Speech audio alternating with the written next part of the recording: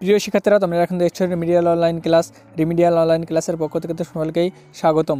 আজকের ভিডিওতে আমরা আলোচনা করব বর্ধমান ইউনিভার্সিটির বেঙ্গলি অনার্সের চতুর্থ সেমিস্টারের সিলেবাস নিয়ে, অর্থাৎ চতুর্থ সেমিস্টারে কী কী পড়তে হবে, কত নম্বরে পড়তে হবে, সমস্ত আলোচনা করবে এই ভিডিওতে। সেই জন্য ভিডিওটিকে অতি অবশ্যই একটি লাইক করে দেবে ও বন্ধুদের সঙ্গে শেয়ার করতে একদমই ভুলবে না, এবং চ্যানেল নতুন এসে থাকলে অতি অবশ্যই সাবস্ক্রাইব করে নেবে, কারণ আমরা এই ধরনের ভিডিও সবসময় আপলোড করে থাকি। তাহলে চলো শুরু করা যাক।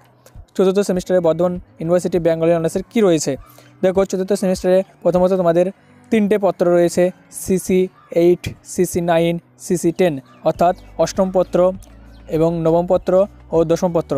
অষ্টম পত্রে রয়েছে কবিতা এবং নবম পত্রে রয়েছে উপন্যাস, দশম পত্রে রয়েছে নাটক। প্রত্যেকটি পেপারে তোমাদের 75 নম্বর করে পরীক্ষা হবে। তাহলে চলো বিস্তারিত সিলেবাসটি আমরা জেনে নিই। বিস্তারিত সিলেবাসে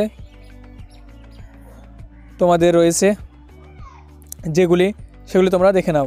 প্রথমে তোমাদের রয়েছে কবিতা। কবিতা থেকে তোমাদেরকে কী করতে হবে? রবীন্দ্রনাথের কবিতা পড়তে হবে। পাঠ্য কবিতাসমূহ নিজের স্বপ্নভঙ্গ পড়তে হবে। রবীন্দ্রনাথ ঠাকুরের মেঘদূত, দুই পাখি, বিদায়, অভিশাপ, ব্রাহ্মণ হারিয়ে যাওয়া, তারপর ছেলেটা পৃথিবী, এই কটা তোমাদের কবিতা এইটা পড়তে হবে। এরপরে তোমাদের আধুনিক বাংলা কবিতা, বর্ধমান বিশ্ববিদ্যালয় প্রকাশিত।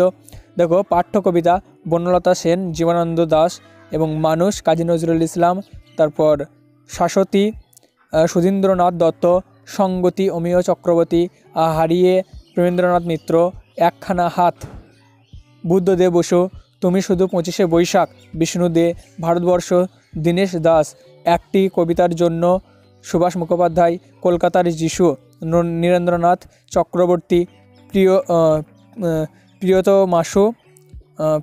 মাসু, সুকান্ত ভট্টাচার্য, জন্মভূমিকেই, শামসুর রহমান।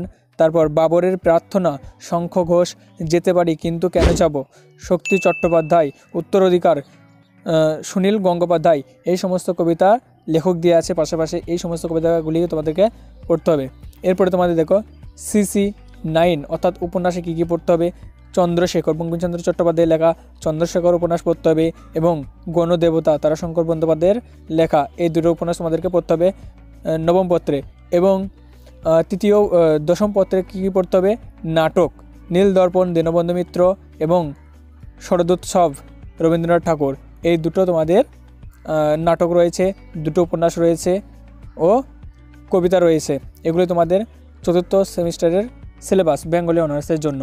এবং এই সিলেবাস থেকে তোমরা নোট, সাজেশন ও শর্ট প্রশ্ন পেতে অতি অবশ্যই কমেন্ট বক্সে কমেন্ট করে জানিয়ে দেবে, এবং চ্যানেলে নতুন এসে থাকলে অতি অবশ্যই সাবস্ক্রাইব করে দেবে। ভিডিওটি ভালো লাগলে একটা লাইক করবে ও বন্ধুদের সঙ্গে শেয়ার করতে একদমই ভুলবে না। ধন্যবাদ।